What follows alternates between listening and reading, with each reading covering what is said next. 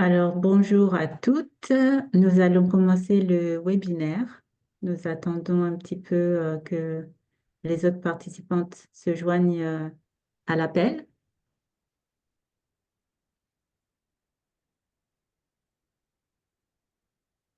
Donc, aujourd'hui, le sujet, c'est comment utiliser l'influence invisible. Donc, pour avoir des stratégies nous permettant d'avoir plus d'audience sans forcément dépasser le budget publicité qui est de plus en plus important. Mais bon, ces stratégies permettront de vraiment utiliser des stratégies qui permettront justement de faire en sorte d'avoir plus d'influence sans forcément casser le compte bancaire.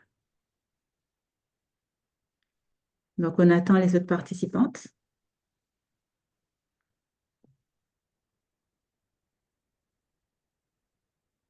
Qui devraient arriver dans pas long.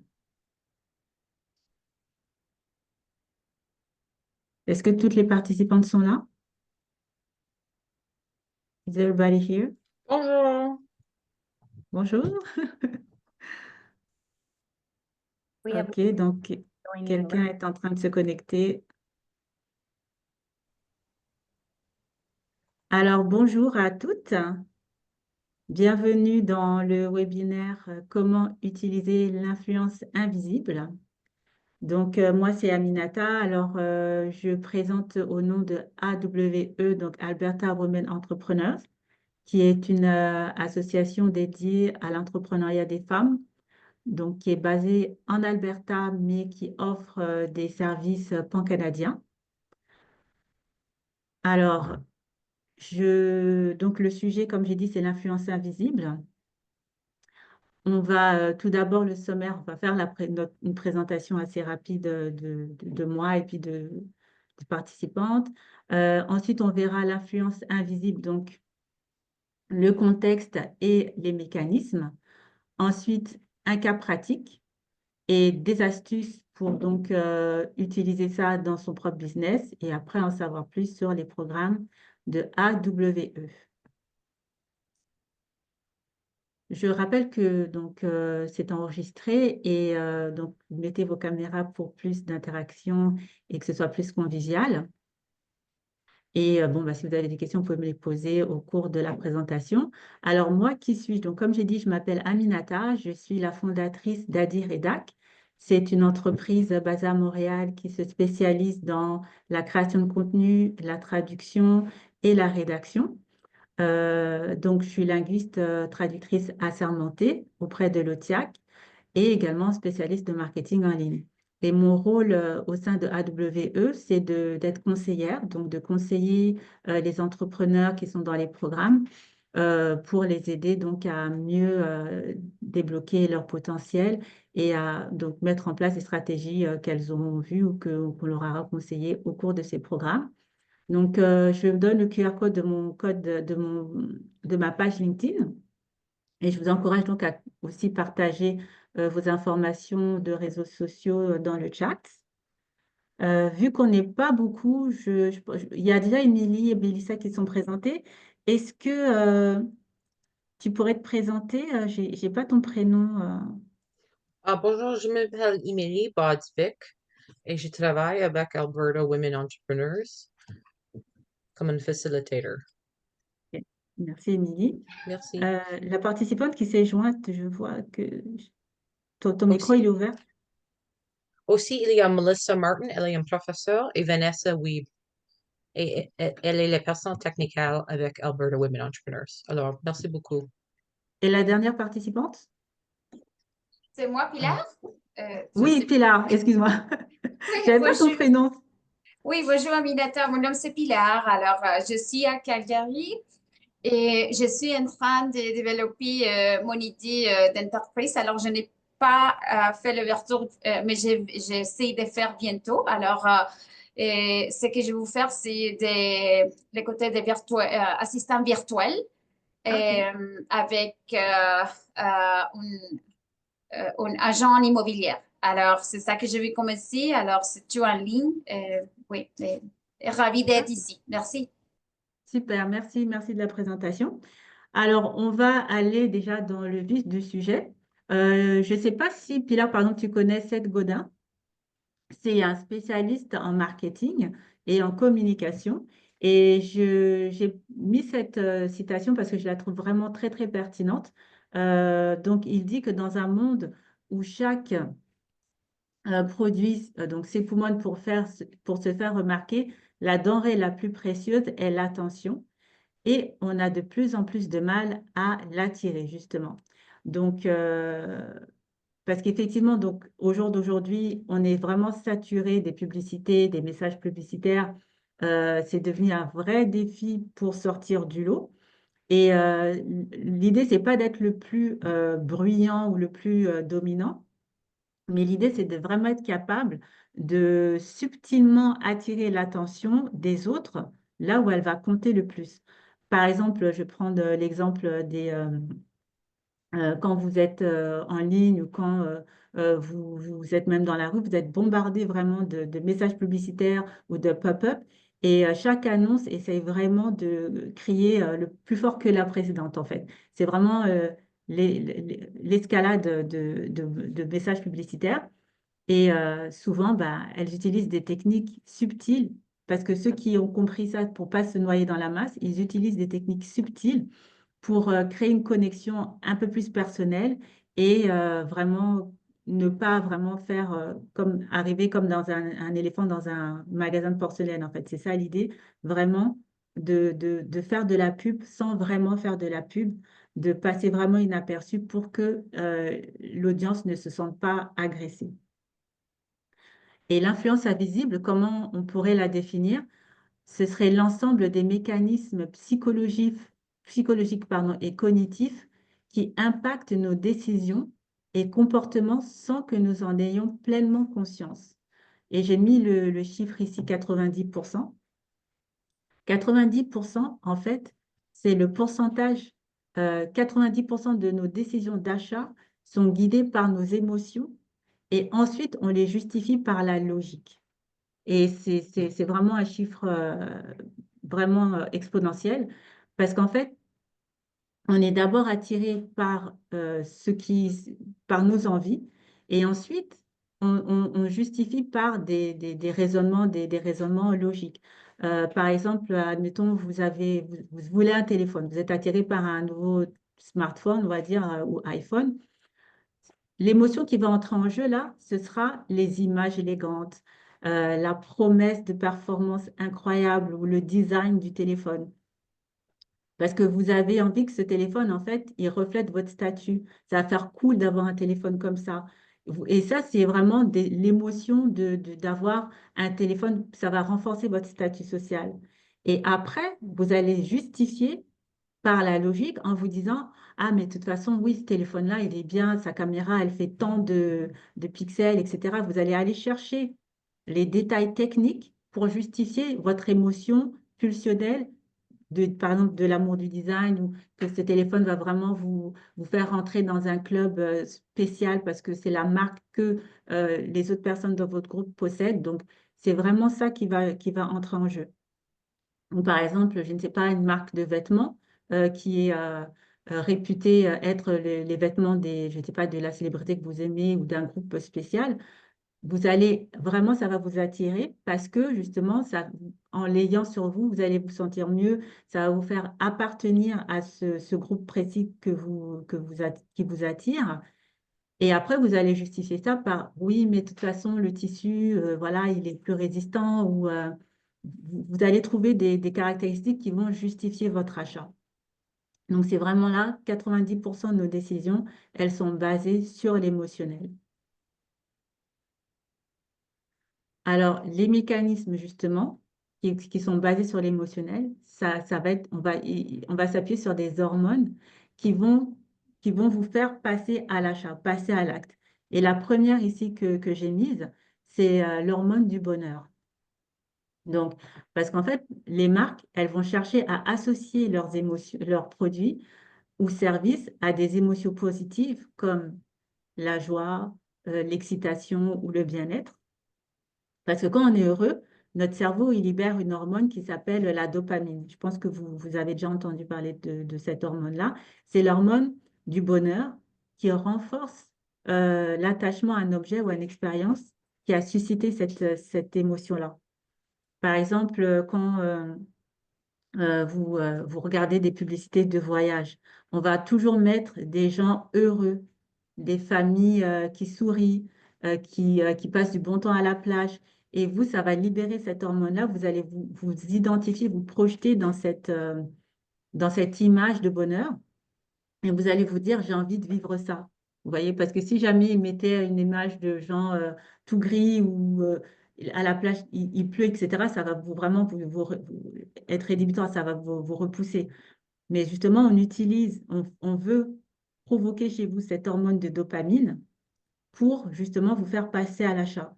Et après, la justification, ce sera, oui, mais je suis stressée, le stress, c'est pas bon pour la santé. Les médecins disent que voilà, faut réduire son stress. Donc, en partant ou en achetant ce voyage-là, je suis les recommandations de santé publique qui disent qu'il faut réduire son stress et partir en voyage, ça va réduire mon stress. Et voilà comment vous avez justifié votre émotion avec la logique.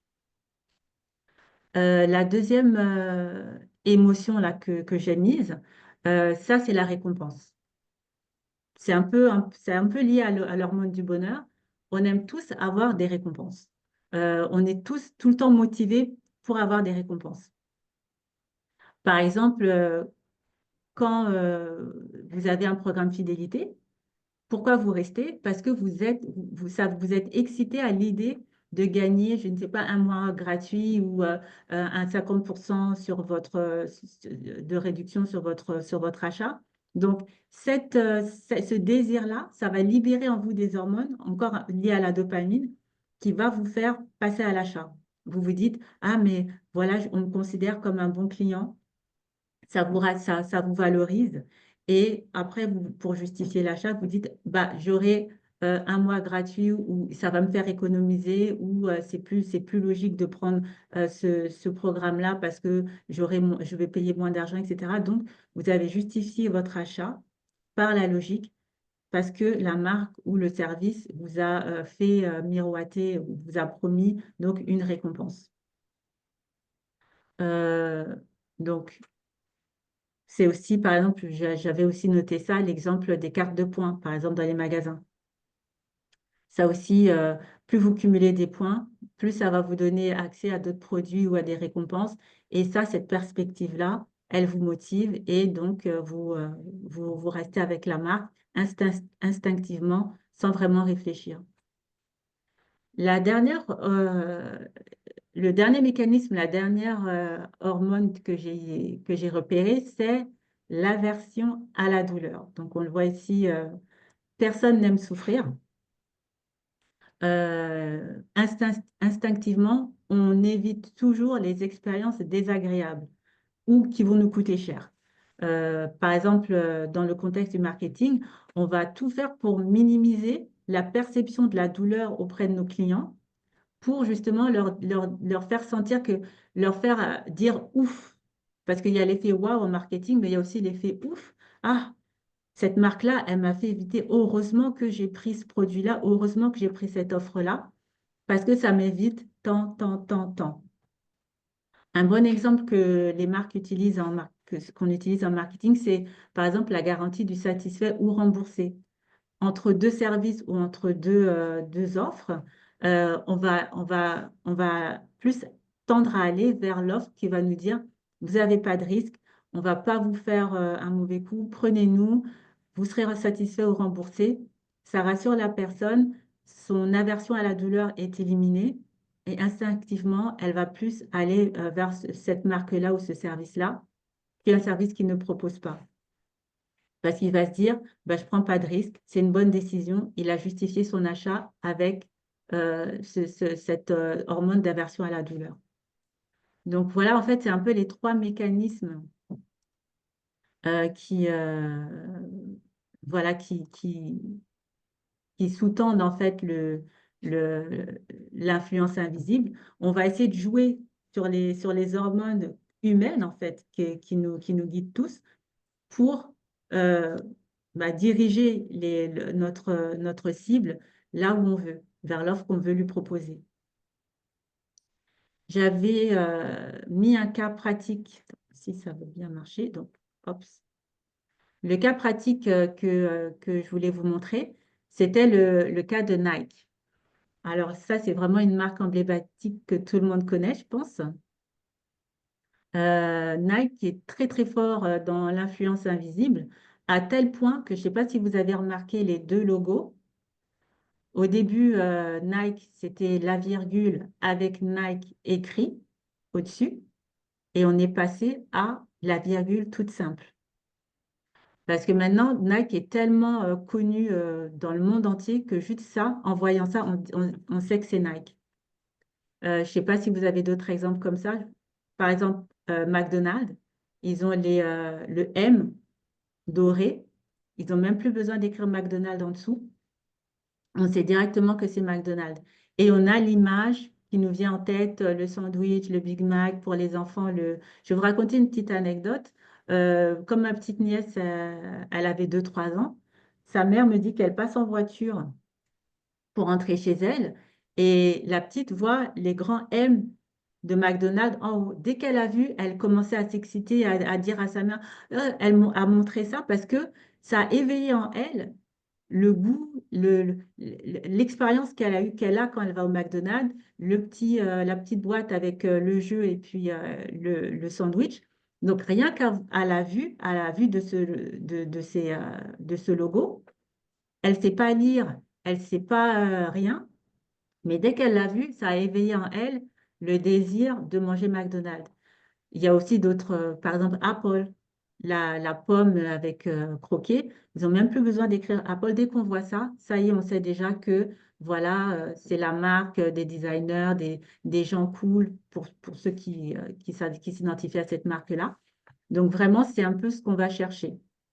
Et donc Nike a bien fait ça en associant son image à des émotions positives de puissance comme l'inspiration, la puissance, le dépassement de soi.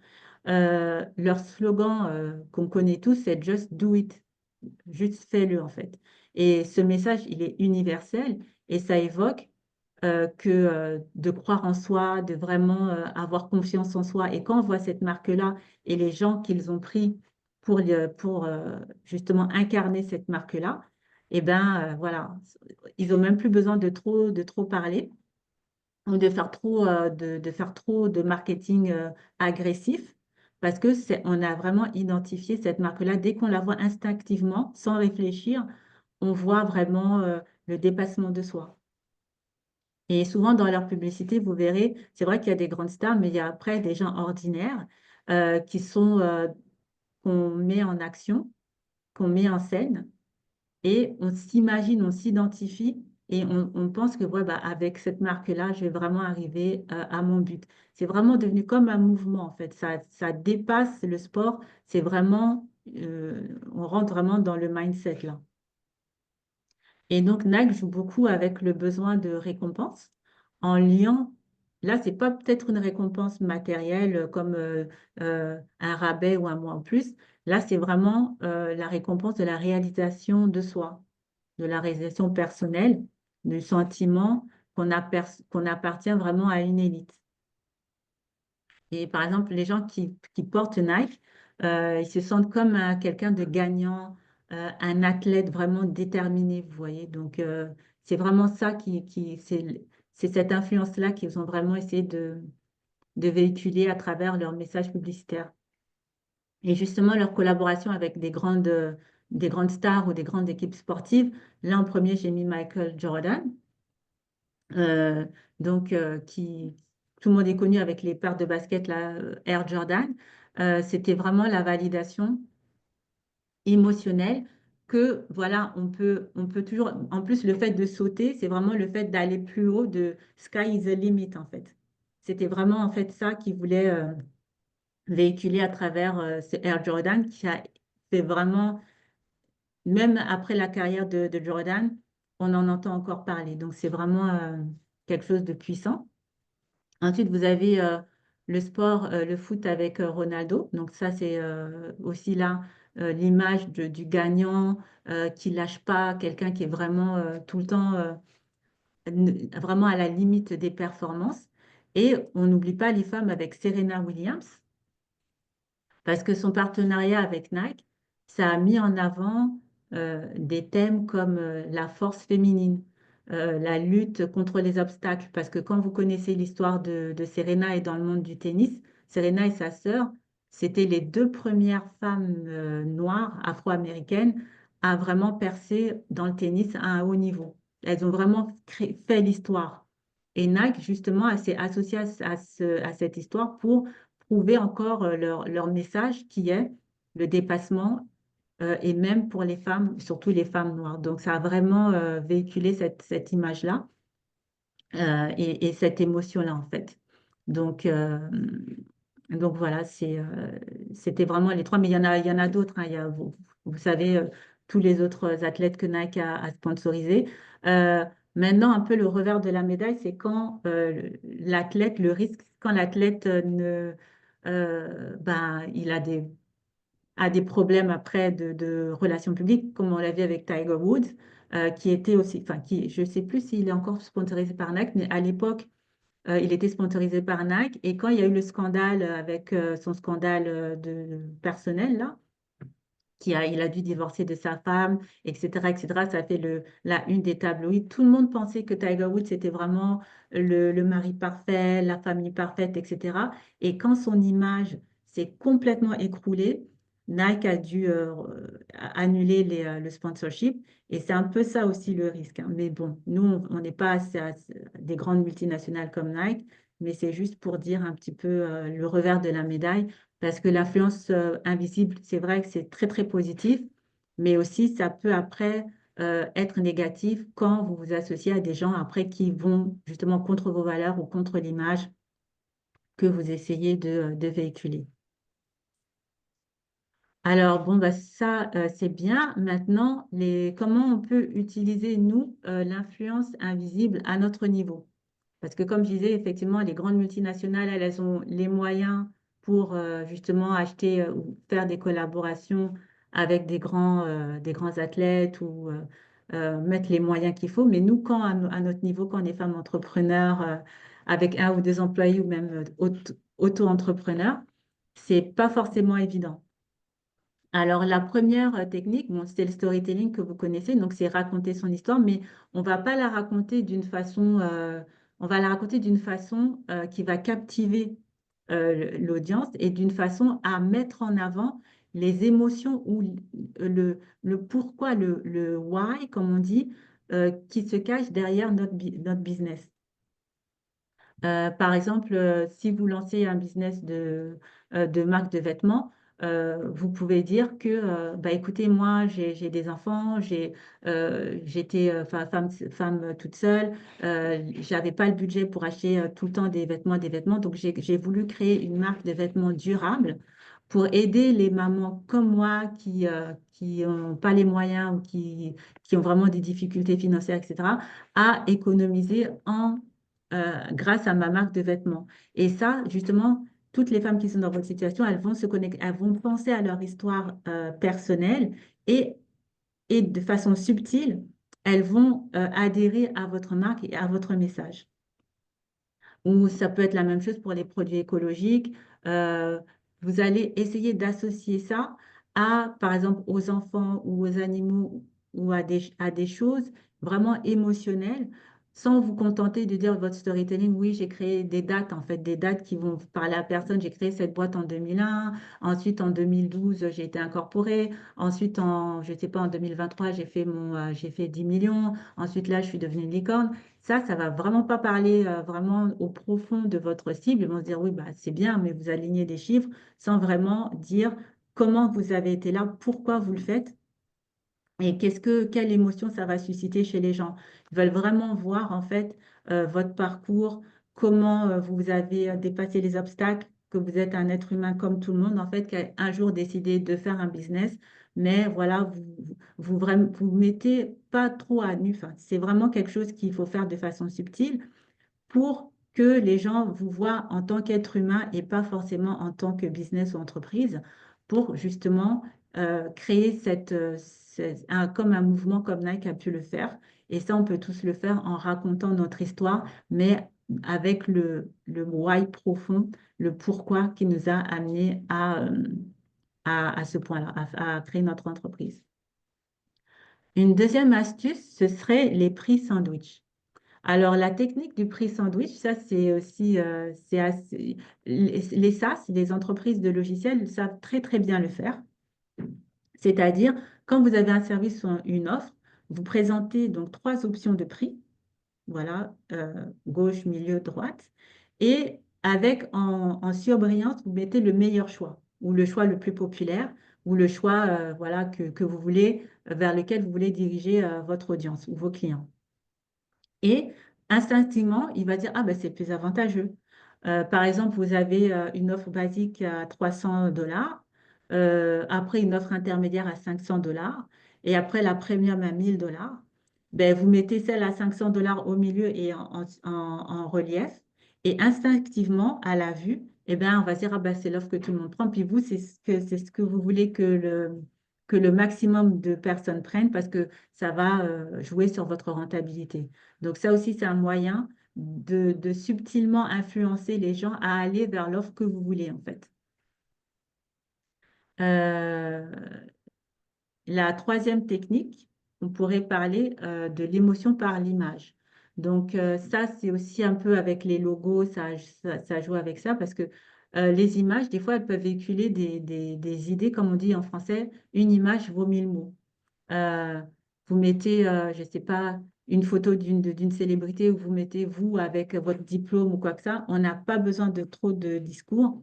Dès qu'on voit l'image, on comprend exactement ce que vous voulez dire.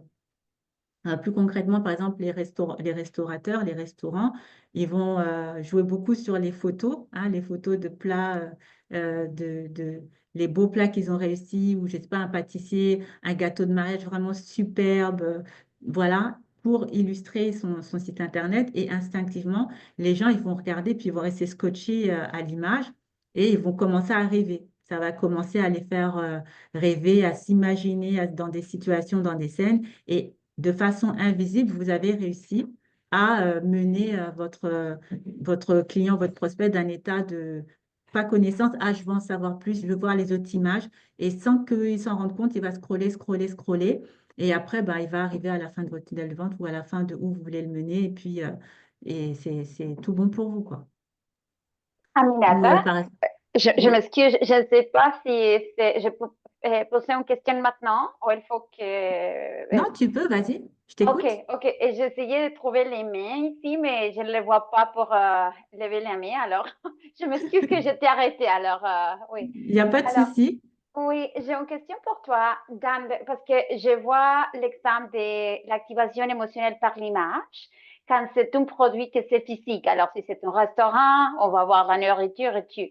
Mais dans mon cas, c'est un service. Alors, est-ce que tu as comme des astuces pour partager quand on est vraiment comme quelqu'un qui gère des services, et que c'est pas vraiment, mon domaine, ça va être administratif et financier. Alors, est-ce que tu peux partager? Merci. Oui, alors pour les services, par exemple, tu peux véhiculer, par exemple, comme dans les services des assistantes virtuelles, par exemple. Il y a beaucoup de chaos, il y a le stress. Tu peux mettre une image peut-être même avant ou après. Avant, j'étais stressée avec une pile de documents qui tombent sur moi ou quelque chose. Et après, un bureau bien rangé, le calme. Souvent, cette situation d'avant-d'après, c'est aussi très fort pour montrer le résultat. Et pour montrer, on passe d'un état de chaos, de douleur, à un état de solution. Ou il y a aussi, tu peux mettre des chiffres, par exemple, mais là, je veux dire des chiffres qui vont vraiment parler à ton audience. Par exemple, j'avais ma boîte email, il y avait 10 000 emails non lus. Après, tu mets une image, tous les emails lus, rangés, etc., etc. Avant, après, comme ça, tu essaies de trouver une situation de douleur que vit ton client. Par exemple, un service, je vais prendre par exemple les médecins, euh, les enfants qui ont peur des piqûres, eh ben, tu vois un enfant avec le médecin et il est tout doux, il vient de se faire piquer, mais il pleure pas, il est apaisé, tu vois. Des choses comme ça, des choses qui vont vraiment véhiculer la tranquillité et l'apaisement, parce que souvent dans les services, c'est vraiment l'hormone de la douleur, l'aversion à la douleur qu'on veut éliminer. Pourquoi tu vas voir un coach? Parce que bah, moi, je peux plus, ma charge mentale, elle est trop, etc. J'ai envie d'apprendre à mieux gérer mon temps. Eh ben, tu vas mettre le focus sur le résultat final, donc quelqu'un d'apaisé, où tu vas jouer encore il y a pas que les photos, il y a aussi le storytelling. Tu vas mettre des cas, par exemple. Voilà, j'ai accompagné telle personne. Elle est partie de cet état. On a travaillé ensemble pendant tant de temps. Et à la fin, eh ben voilà, qu'est-ce qui lui est arrivé. Là, tu racontes l'histoire, mais vraiment du début à la fin, avec, tu vois, les noms, etc., les détails, pour que la personne qui va te lire ou te regarder s'identifie. Et tu vois, elle dit, oui, c'est vrai, moi aussi, je vis ça, je vis ça, je vis ça. Et plus tu vas avoir des témoignages comme ça, plus tu vas avoir des histoires comme ça, plus tu vas renforcer ta crédibilité et plus les gens vont aller vers toi pour te faire confiance. Pas si ça répond à Parfait. ta question. Oui, merci beaucoup. Avec plaisir. Voilà, et puis comme je disais, par exemple, si tu as une boutique en ligne, tu vends, je ne sais pas, des stylos ou je dis n'importe quoi, des ordinateurs ou un micro, bah, tu vas montrer des images de gens qui sont satisfaits. Ça va renforcer l'image de, comme je disais, de communauté et de confiance. Parce que le but de tout ça, de cette influence-là, c'est vraiment d'instaurer la confiance pour que les gens soient vraiment instinctivement te suivent sans se poser de questions.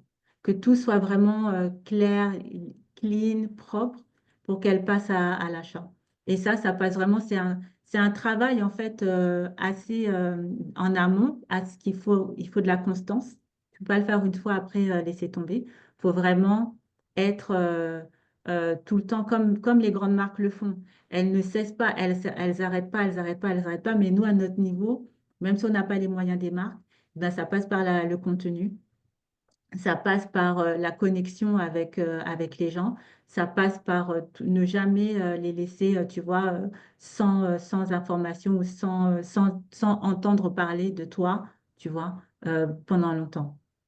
Donc, voilà, en conclusion, c'est des outils assez simples à mettre en place mais qui peuvent vraiment être puissants pour que les gens, justement, aillent vers toi. Donc, tu les captes avec tes histoires, tu présentes, par exemple, tes prix d'une façon assez stratégique, tu utilises les images et tout ça, ça doit se faire aussi dans le respect et dans l'authenticité, on est d'accord. Parce que tu vas pas non plus, souvent, par exemple, dans les programmes de minceur, là, les programmes qui font les régimes, ils vont dire avant-après, mais c'est faux, tu vois perdre 100 kilos en un jour, ça, c'est pas possible. Donc, tu vois, il faut quand même être assez authentique et assez vrai, parce que le risque aussi, c'est que si euh, c'est pas vrai ou si c'était juste quelque chose pour mettre de la poudre aux yeux aux gens, eh ben, le backlash, les mauvais commentaires, par exemple, le bannissement aussi des plateformes, etc. Donc, on veut toujours faire ça dans l'authenticité et c'est ça qui va payer à terme, à long terme. Alors, donc comme je disais, ça c'était un petit, tout ça on en parle beaucoup dans les programmes Leadership audacieux ou avantage stratégique. C'est deux programmes qui sont mis en œuvre par Alberta Women Entrepreneur. Et donc on parle de marketing, on parle de stratégie numérique, on parle d'intelligence artificielle, on parle de tout ce qui est aussi KPI, c'est-à-dire les indicateurs clés pour savoir si nos stratégies, elles ont fonctionné ou pas. Tout ça, c'est des choses qu'on voit en détail dans ces programmes-là. Par exemple, là, le leadership audacieux, il commence le 29 janvier en français. Et donc, c'est là que tu vois vraiment les fondamentaux pour sensibiliser tes clients, pour créer ta culture, créer ton image de marque et comment gérer aussi tes données. Et avantage stratégique, en fait, c'est un peu la suite de leadership audacieux. Et là, vraiment, c'est tout ce qui est finance, opération, encore du marketing, mais si tu as déjà ta stratégie marketing dans le leadership audacieux, bah, tu la détailles encore plus dans l'autre programme. et aussi tout ce qui est par rapport aux ressources humaines. Donc là, j'ai mis, je pense que tu as, Pilar, est-ce que tu as les informations, parce que là, il y a les codes, QR codes, si tu veux. OK. Non, je n'ai pas l'information, mais je vais les prendre. Oui, oui. Ouais, voilà, tu peux scanner les QR codes là. Puis en sachant qu'il y a un code promotionnel de 25% si ça t'intéresse. Et voilà, c'est vraiment, comme j'ai dit, Alberta Women Entrepreneurs, donc ils sont en Alberta, mais ils couvrent, c'est un programme pan-canadien, donc en anglais, en français, qui te donne droit donc à c'est 10 semaines d'accompagnement, du visionnement en ligne, tout se fait en ligne à ton rythme, et tu as aussi accès à des conseillers, dont moi, qui vont t'aider donc à un peu naviguer dans ton business, quoi. Euh, donc voilà. Donc je te laisse les liens, enfin les QR codes, si je sais pas si tu as eu le temps de les prendre. Et si tu as d'autres questions ou si quelqu'un d'autre a d'autres questions, ça me ferait plaisir d'y répondre. Et j'ai pris les codes, mais ça apparaît en anglais. Même si je le fais en anglais, si je veux avoir la Ah, formation en attends, eh ben, français, je écoute, peux le faire. Oh. je vais arrêter ma présentation, puis je vais t'envoyer dans le chat le code en français. Attends, il faudra que je puisse sortir.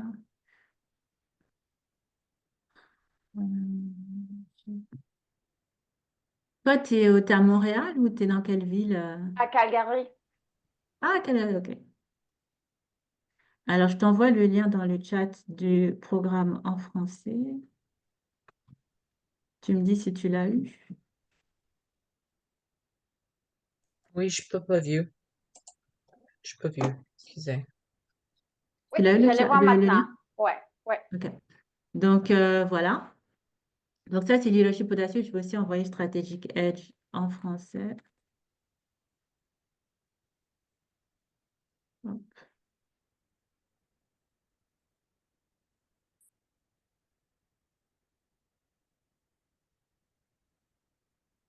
Donc, voilà.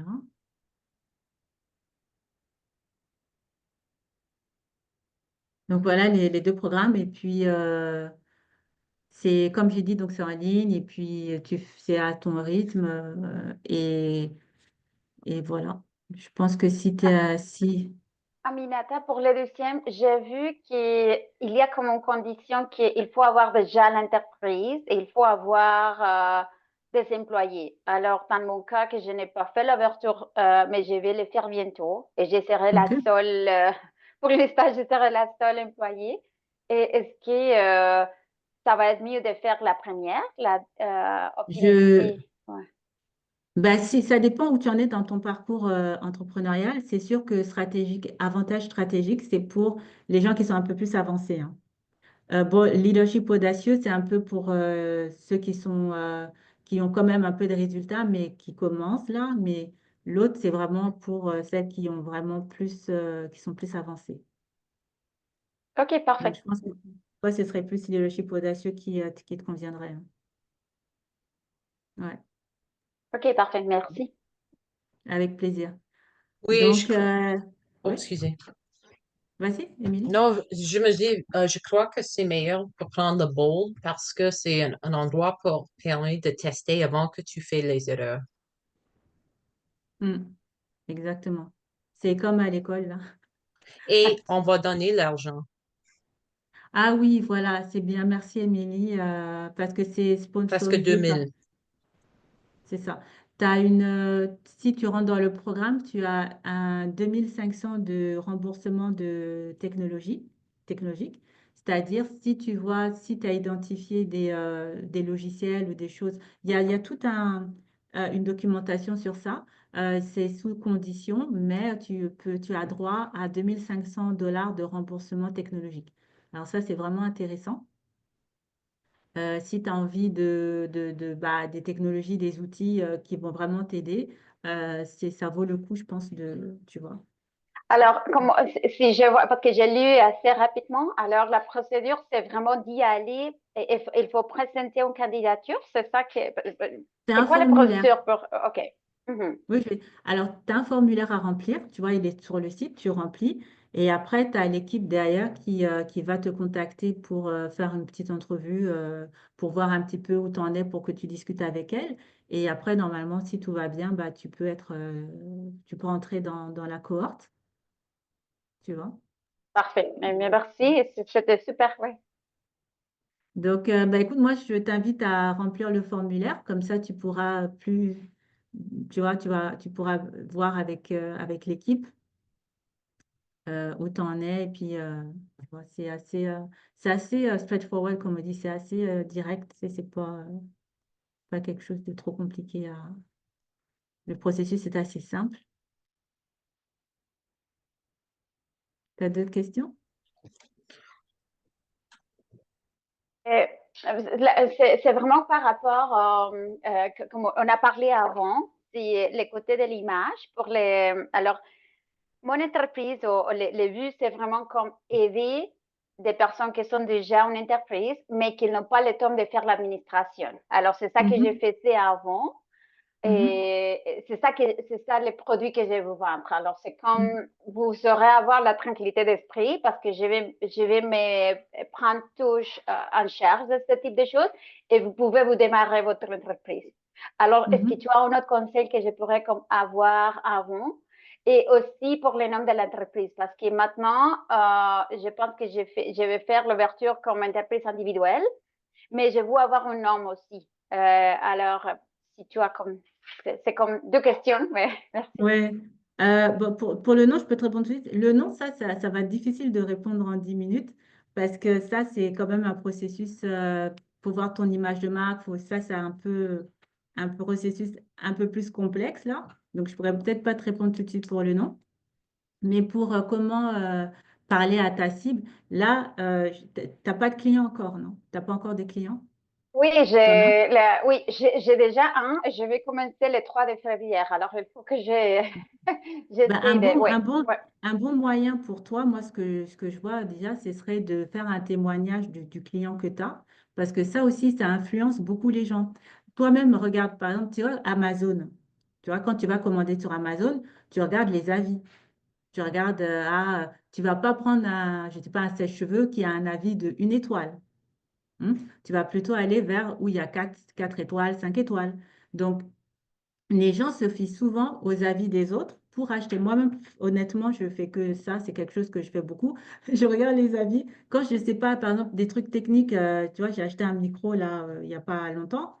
Je ne savais pas lequel. C'est vrai qu'ils disaient oui, achète ça, mais j'ai lu les avis des clients. Dit, ah, tout le monde dit ça. Il y en a quelques-uns qui disaient qu'ils n'aimaient pas, mais je me suis fiée à la majorité et au final, j'étais contente. Donc, toi, dans ton cas, moi, je ferais l'avis, même si tu n'en as qu'un pour l'instant, mais vraiment qu'il te fasse peut-être en vidéo ou vraiment quelque chose d'assez consistant. Pas oui, juste Pilar, elle est bien, point. Non, elle m'a aidé à faire ça. Au début, j'étais dans cette situation-là. Après, j'ai rencontré Pilar, elle est venue me voir, etc. On a travaillé ensemble et voilà, maintenant, je gagne tant de temps, tu vois, grâce à elle. Et ça va vraiment dire, ah ben ouais, tu sais, parce qu'ils ne te connaissent pas, mais la façon dont ton client aura parlé de toi, ça va l'influencer à se dire, bon ben voilà, oui, tu vois. Et toi, ça va renforcer ton offre, tu vois, j'ai ça, j'ai ça, j'ai ça, et ton influence, ce sera le client qui a été satisfait. Et ça va vraiment jouer dans la balance, quoi. Et je te conseille, tous les gens avec qui tu fais affaire, ben vraiment faire des témoignages parce que souvent dans ton secteur, c'est ça qui va jouer. Comment tu travailles avec les autres, parce que c'est vraiment interpersonnel là. Tu travailles vraiment avec les gens, tu rentres dans leur système, dans leur administration. Il faut qu'ils puissent te faire confiance. Il faut qu'ils sachent que voilà, qu'avec toi, les données, elles sont sûres, etc. Donc, tu mets ça bien en avant pour, je ne sais pas si tu as une certification ou je ne sais pas, mets ça en avant, tout pour rassurer. Toi, tu les rassures avec moi, voilà, je suis confidentielle, parce que je sais que c'est un gros point, ça, la confidentialité. Euh, voilà, je travaille avec, j'ai l'habitude de travailler avec des gens qui me confient des informations assez sensibles, mais voilà, tu vois, je pense que ça peut. Après, pour ton nom d'entreprise, comme je t'ai dit, bah, si tu rentres dans Bold, on pourra plus en discuter parce que là, ça va faire un peu juste là, c'est quelque chose d'assez long. Oui, oui, Donc, parfait, mais merci. avec plaisir. Il nous reste encore un peu de temps. Je ne sais pas si tu as d'autres questions.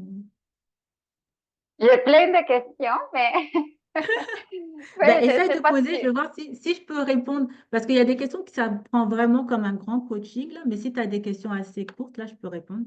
Mais moi, par exemple, c'est que moi, je suis toute nouvelle de les côtés de faire l'ouverture d'une entreprise. Alors, OK? moi, ce que je vois, c'est qu'il faut vraiment être aussi assez active dans les réseaux sociaux. Alors, moi, personnellement, j'ai aucun réseaux sociaux, mais maintenant, parce que même si je n'ai pas mettre en photo de moi, de mes enfants, alors c'est comme ma vie privée, c'est vraiment quelque chose que j'apprécie beaucoup. OK. Alors, moi, je me demande comment est-ce que je peux, de toute façon, garder ces côtés-là, mais avoir les côtés professionnels pour me mettre là. Alors, est-ce qu'il y a comme un conseil ou une Ben, tu sais, astuce je pour pense que vraiment, toi, gérer ça? Leadership audacieux, c'est exactement ce dont on parle de ça dans le programme. On a tout un cours sur les réseaux sociaux, comment la stratégie, etc. Et je pense que, parce que là encore, c'est quelque chose d'assez long à mettre en place. Et quand tu vas rentrer dans le programme, tu auras toutes ces informations-là. Tu auras le cours et puis tu auras aussi des coachs, dont moi, pour t'accompagner à mettre en place tout ça. Donc, je pense que toutes les questions que tu te poses, bah, c'est vraiment les questions auxquelles on répond dans le programme. Alors, vraiment, je t'invite à remplir le formulaire. C'est vraiment fait pour toi. OK, super. Alors, je le Ouais. ferai après. Mais merci. J'ai aucune question pour l'instant. Merci. OK, super. Bah, il est -5, donc je pense qu'on a fait le tour. Merci à toutes d'avoir participé.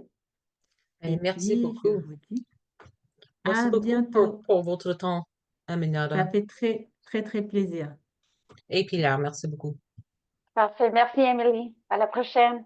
À la À prochaine. la prochaine. Merci à vous. Au revoir.